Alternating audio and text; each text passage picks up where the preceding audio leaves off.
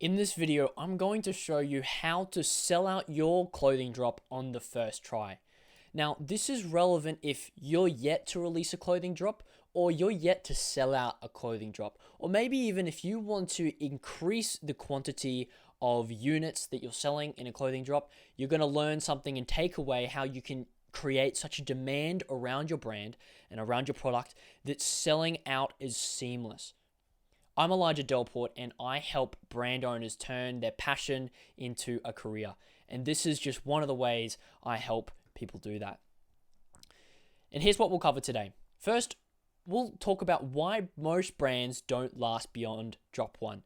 Then we'll be looking at a case study of a brand that's done it really well, how they have done their first drop, and what are the actual specific things that they did leading up. And then we'll be looking at the 3 steps to sell out on the first try, so you don't become one of the many brands that just end up in the dumpster, right? In other words, they don't last. They have to retire all of their things, and a lot of money sunk down the drain. Maybe you've learned some things, but look, at the end of the day, we want to win. But why should you listen to me? There's a few reasons. One of the first ones is that I've coached dozens of brands, helping them achieve their first drop success and beyond. This is in my coaching program. This is with startups. But I've also worked closely with some established brands. Brands that are selling 200 plus units in less than 90 minutes. And I say all that to suggest that I've been in the room with people who know how, and I've also applied the strategies of how to successfully sell out a clothing drop. So I have a little bit of knowledge and experience when it comes to this. And finally, the strategies that I'm going to share with you today are the same strategies that have successfully scaled established brands like Nike and Supreme. Now, there's some brand names that you know. This is really where the foundation, this is the people that created these strategies. And so I hope that I can bring some of that knowledge to you here today. By the way, there's a link in the description, the one that you can see on screen right now, to join a community of 70 plus brand owners who are turning their side hustle into a career. Now, if that is something of interest to you, you can join the community for free. Just find the link in the description. Pro tip, watch this in 2 times speed. Let's get into it. So here's the problem.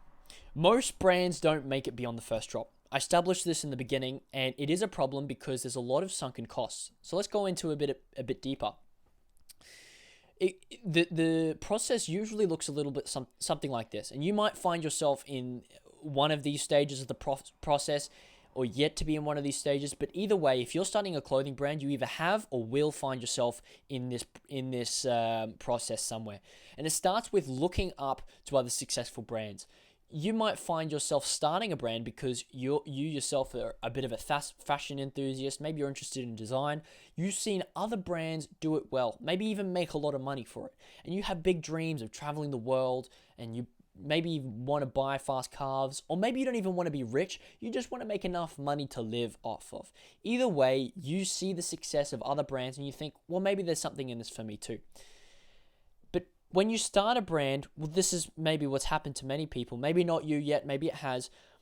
Many times, high expectations are crushed. And it's really unfortunate because there's all these dreams and promises of making it big, and then it doesn't happen.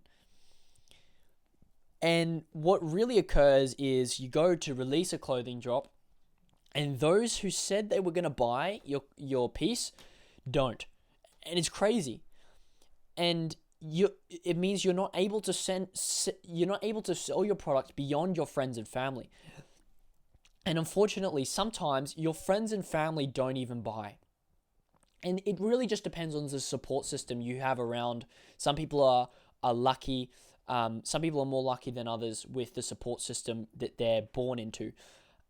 Really, at the end of the day, though, you might find yourself in one of the, either you find yourself at one point of this list of this process, or you will soon. And that is why you're here at the end of the day. And so what is the result? What happens when brand owners get caught in this cycle?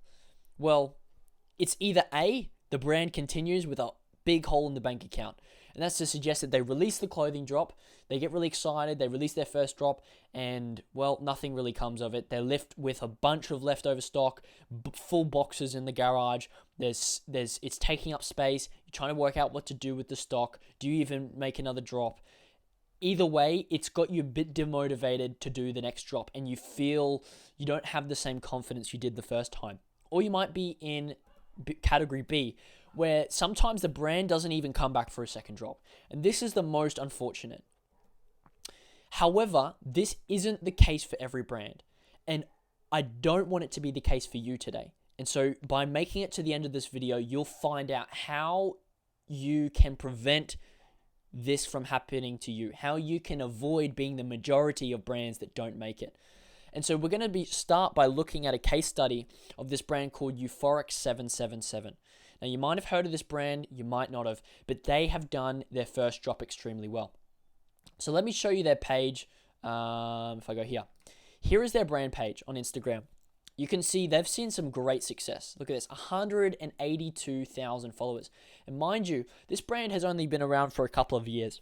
This is not out of reach. Let me show you a few things about this brand before I get into the specific strategy of how they made it happen. First of all, look at their bio. The world is a better place with you in it. A portion of each sale goes to mental health research. So what we know from that is that Euphoric, other than clothing, they're selling an idea. And what is the idea that they're selling? They're selling mental health or positive mental health practices. Mental health matters. That is really the ideology behind their brand. This is the ethos, the lifestyle.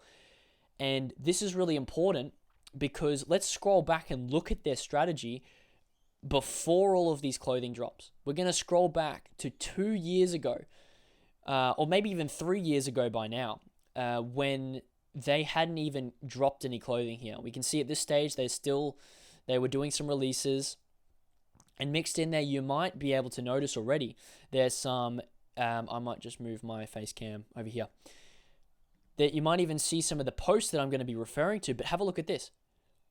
This is the beginning. This is right back in the archives. Look how many posts they make before this one here. Site is live. This is the first mention of any clothing product. And before then, look at all of this, all of these posts. What are they posting about? Signs of anxiety you might not recognize. They're posting educational content all about mental health. And so for the most part, you'd look at this and go, well, are you even a clothing brand? And I mean, the answer, if they haven't even mentioned any clothing, you might say, well, no, it doesn't even appear to be a clothing brand. And this is the secret. And I'll show you some of the success they've seen in a moment. But I first wanted to begin by just simply showing you what it looks like, this strategy looks like, by simply building an audience before they even release any clothing, or building an audience around this idea. So let's have a look. What was the effect of this strategy that they put in place? Well, it's they had nearly 5,000 followers before they released anything. This is 121 weeks ago, which is around about the time that they announced their first drop. And you can see 5,000 followers, 5,002 followers, okay? They built an audience before they even announced any clothing product. So look at this. This is the post that they made. This is the caption to advertise their first drop. And they said, today's the last day to get a shirt on, and the site will close down until our next release. These shirts will never restock again and will remain exclusive to only our day one supporters. Thank you to everyone who supported us during our first drop. We never expected to receive this much love from everyone and greatly exceeded our expectations. This is a key difference between the brands, the two scenarios of the brand that gets really excited in the beginning and says, okay, I'm just going to start, I'm going to put my clothing out there, and ends up selling to no one. They had high expectations and they were crushed.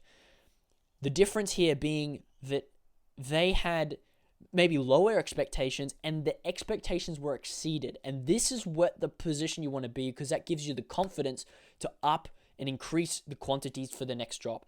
That's a powerful position because now you can increase your revenue. So let me read this again. We never expected to receive this much love from everyone and greatly exceeded all of our expectations. Now, whether they knew it or not, Euphoric was implementing a killer strategy. And we're going to talk about it today. Look at this. More than 150 orders on the first drop. This is a story I took from around the time. Still got 150 plus orders on the way. Forever thankful for all the support we received first drop. This is incredible because they say still 150 plus orders on the way. That means exceeding 150, as in they probably shipped some already. Now, what's that number? 200, 250? Doesn't matter. Let's just suggest it's on the lower end, it's 150. This is incredible. Imagine what you can do if you're able to sell 150 garments the first try. It's not impossible. You just need to go about it the right way. Let's talk about how to make it happen. So here's the strategy in a nutshell. Build an audience before your first drop. That is exactly what Euphoric 777 has done. They made all of these posts. Like, this is probably 30 to 60 posts before even announcing anything. It's a whole month or more worth of content. And that's exactly what you're going to be able to do at the end of this video. So here is the strategy. Let's talk through it step by step. Step 1, simply define your brand identity. Step 2, you turn it into content. Step 3, you post content until you grow. And step 4, you release to hungry buyers. Let's talk about it in more detail. So first, step 1, define your brand identity. And this, defining your brand identity, I'm going to talk about how in a moment, but this really addresses the issue. If I'm not posting about my product, what do I post about? Because I'm sure this is a big question in your head up until this point. You might say, Elijah, if I'm going to post for a month, 2 months, before I even mention my product, before I release anything, what the hell do I even post about? This is why you go about defining your brand identity as number 1. So I like to explain it like this. There's 2 parts. There's clothing brand. You call yourself a clothing brand, there's always 2 parts. There's clothing, which is the product, right? That part's obvious. The second part is brand. The brand is the ideology, ethos, lifestyle behind what you're doing. It's the conceptual message. And for Euphoric, that is the idea of mental health and that mental health matters. That has nothing to do with the clothing. Now, it gives meaning to the clothing, but that is their brand identity, and that is why they can post so much before they even talk about their clothes, because they've got their brand identity really clear. Let me remind you of what they put in the caption. The world is a better place with you in it, right? This is the top line of their bio. Sorry, I said caption, I meant bio. And it has nothing to do with their clothing product. And this is super powerful because, again, they can source content from it. So here are some examples of brand identity. Mental health. Maybe you're like Euphoric. You want to be a mental health brand. Here's a heap more. Getting outside, sustainability, skateboarding, basketball, music culture, anime and manga, motorcycles and automotive culture, outdoor adventure, surfing and beach culture, high status individuals. All of these are either ideologies, ethos, or lifestyles that you can be creating content about and that give meaning to your clothing. Just take a brand like Patagonia. It's a fantastic example. They're probably a good combination between getting outside and sustainability. And you can see they post mini documentaries about the environment. Again, nothing to do with the product. That is something that could be posted before a first drop. Or how about Nike? They're a good mixture between sporting, maybe skateboarding, basketball, probably just mainly basketball. Well, they post about basketball legends and inspirational quotes. This is the time where you dream up. What is your brand identity? What does your brand mean but beyond the clothing product? Make posts about that. Now, step 2. Once you've defined your brand identity, now's the time to turn it into content. This is where really what is the word now? The rubber meets the road. I think that's it. That's the phrase. The rubber meets the road, because this is where you actually starting to apply a lot of the things that you've maybe written down on paper to the real world in your business and what your customers see. And so when we're talking about turning your brand identity into content, you want to be thinking in terms of value. And so there's 3 ways to deliver value, or 3 main ways that I believe you can deliver value through social media and through your content. The first way is to entertain. And that might look like something funny, comedic, or relatable. Think about TV shows that you've watched, or maybe there's particular reels or TikToks that have gone viral that you like because they're funny or they're relatable. That's entertainment content, and that's delivering value to you because it's not taking from you, it's giving you. It's giving you life, it's giving you joy, and you might even be compelled to share it with a friend. Another way is to educate, and that looks like how-tos or informational content. Now, that's very similar to Euphoric, where they're posting infographics and they're posting carousels about here are the signs to anxiety. Here is how you overcome depression. Here is how you deal with guilt. They're all around mental health, which is their brand identity, and they've decided the way that they want to turn their brand identity into content is through educating, which is how-tos and information. And so that's a way you can do that too. Then there is to inspire. And that looks like motivation. It's like Nike's inspirational quotes, or I think that's really the main way. Or if you remember from maybe 5 or 10 years ago, a big thing on YouTube were those motivational videos, where someone, usually like a very motivated, deep voiced male would be shouting at you to get up and do the work, and even when it's hard, and do it and they'd have those graphics of the it's raining and they're in the gym and they go for the run and they're doing amazing things, right? Think about how you can inspire people. Now, in all of these ways that you can give value, always come back to step one, your core, your center, your brand identity. You want to be giving value. You want to be entertaining, educating, and inspiring in terms of your brand message. So it doesn't make sense for Euphoric to start educating about how to do skateboard tricks when they are all about mental health. Or the same way, it doesn't make sense for Patagonia to start inspiring people about overcoming sporting challenges when there should really be educating people about the environment. You understand the point here. Come back to step one, your brand message, and then turn it into content.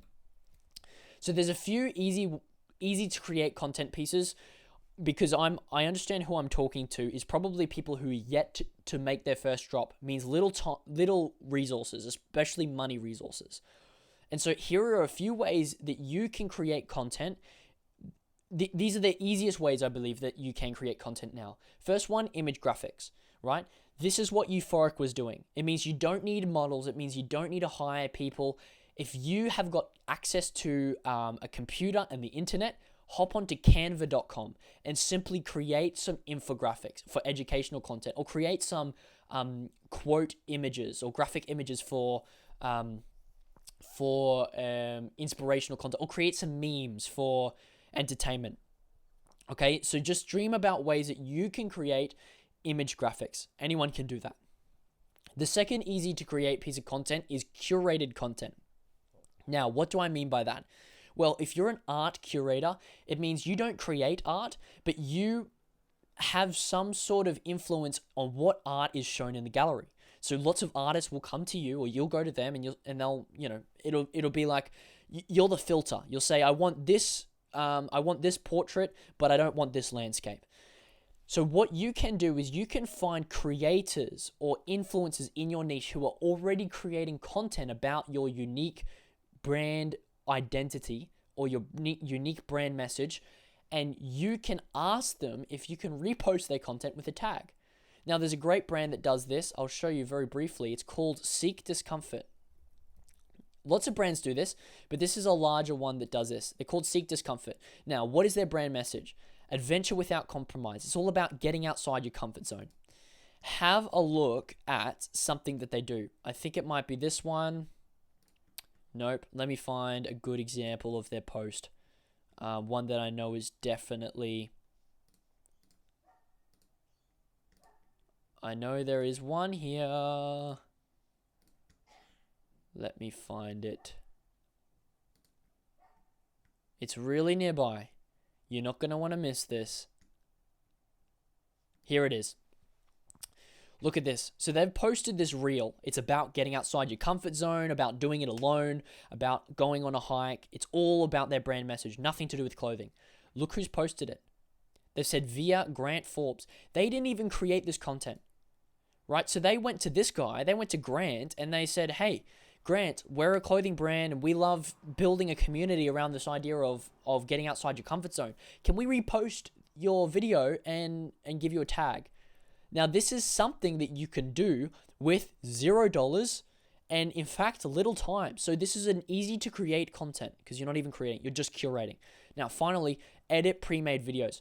I had a client, my coaching program, who did exactly this. His niche was about fringe subcultures. So punk rock and collectors and vinyl and DJs. And what he would do is he'd find documentaries on YouTube, download them, and edit them up like little clips from them, and he'd send them.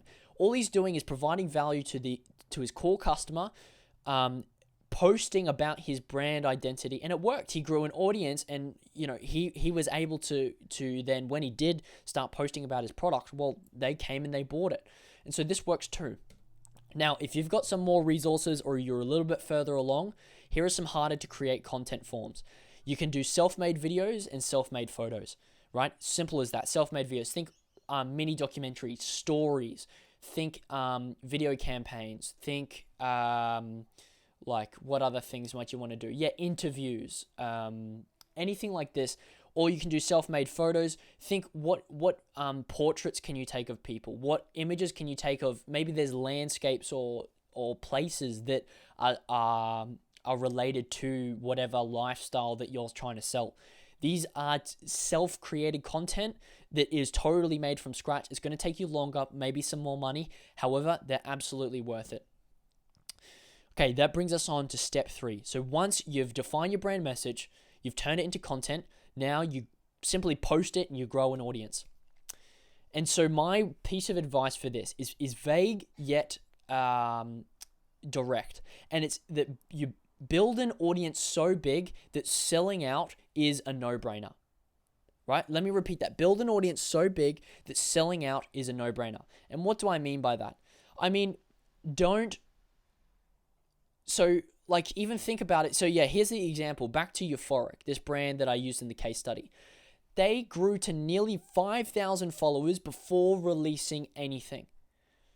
Right? And the longer you can wait, the longer you delay the gratification, the more successful you may be. Right? Consider, even set a goal in mind before you begin and stick to it. And think to yourself, how big do you want to grow before you release? Now, I'm not going to give you a specific number. I'm not going to say 5,000 or 10,000 or 1,000. It's up to you because it depends on a couple of things. It depends on your audience size and conversion rate. These are the two, right? Because you might have an audience of 1,000 followers and your conversion rate's higher than usual. Well, in that case, then maybe you don't need it to have so big. Or maybe your conversion rate's lower than usual and you need more people, right? You're not exactly going to know your conversion rate. I also can't give you a specific number. Just set a goal, have these two metrics in mind, and you will really set yourself up for success. So here are some quick tips. They're pro and they're quick, right? Here are a few. Patience is the game. I said it before. The longer you can delay your gratification on releasing that drop and talking about your designs that you've been working on so hard, the bigger your audience can grow and the more success you're likely to have. Consistency is key. Euphoric posted, I think, either every day or more than once a day for more than a month, right? So consistency is key. You cannot expect to grow an audience if you aren't going to stick with it or post once a week or post once a month. So really put some effort into setting a schedule and sticking to it. Value over promotion. Now, what do I mean by that? It's, again, lay off on the product promotions in the beginning. You want to be posting non-product content. And the longer you build up that goodwill with your audience base, that you're just providing the value, what's going to happen is they're going to be more willing to return the favor financially. In that when you do eventually say, hey, here's a product, come and buy it. If you like, right? If you believe or relate with the messages that we're sharing, they're really going to be keen. Finally, experiment and iterate. What do I mean by that?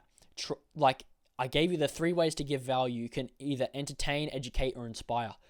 Try some education content. If it doesn't work, try it a few times, 3 to 5 times, 10 times, and then try something else, right? Go all in on a content form and then try something else. Keep trying lots of different content pillars and content series, right? And try and think of pieces of content that you can also, not just like a one-time, like a one-off, but you can create a series out of it. So if you're all about a brand about getting outside or sustainability or, exploring the outdoors, getting in the elements, like post a content series of landscapes. Like, here's the landscape photo of the week.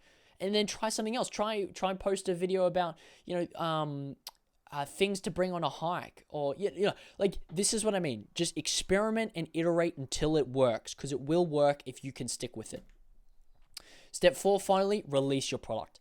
After you've grown your audience to a size you think, this is good now. We're sweet. We're in the clear. If I don't sell out, it absolutely makes zero sense. That is when you release your product, and that's when you win. And so here's what you'll become.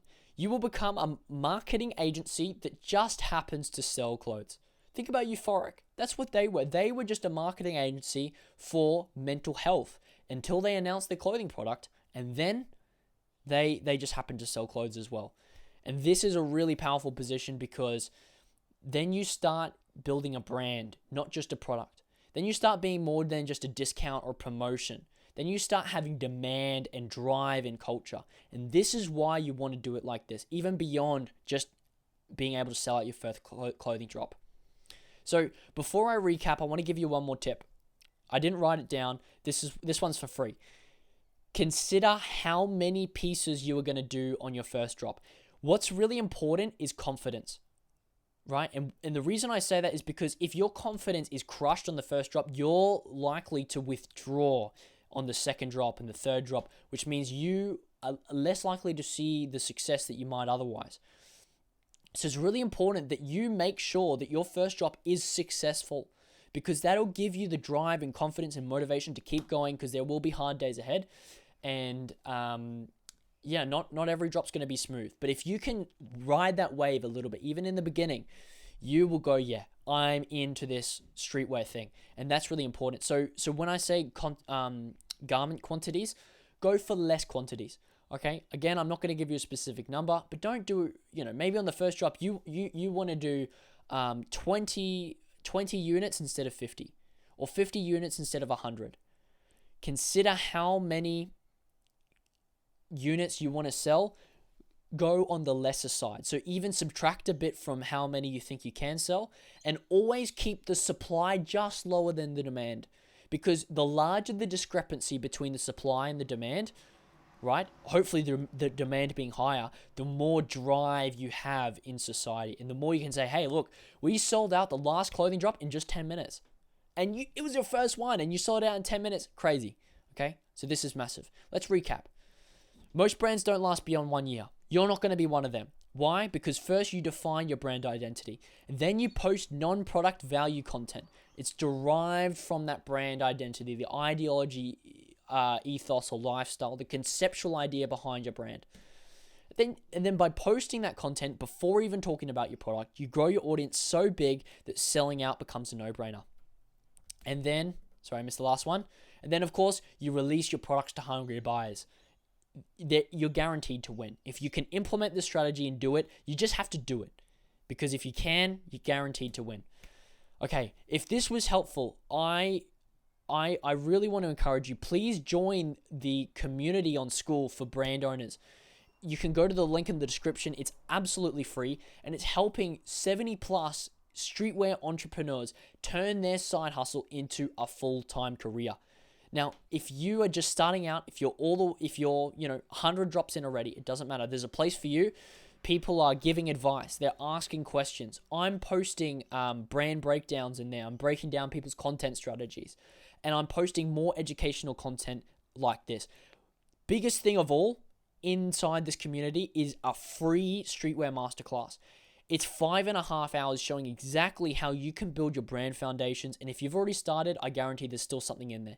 It's going to flesh out a little bit more, actually a lot more, how to understand the brand identity behind the clothing that you're selling, and how to turn that into content so that you can just be more than just a pretty product that no one buys, but you know how to market it to actually get obtain those buyers. So please join. It's 100% free. There's no reason not to. Totally risk-free. Go in the description and press join. Let's go through. We're 365. I'm Elijah Delport. Thank you very much for watching. And look, if you enjoyed this, hit subscribe. You got nothing to lose. I've got more value for you, and I'll see you for another video.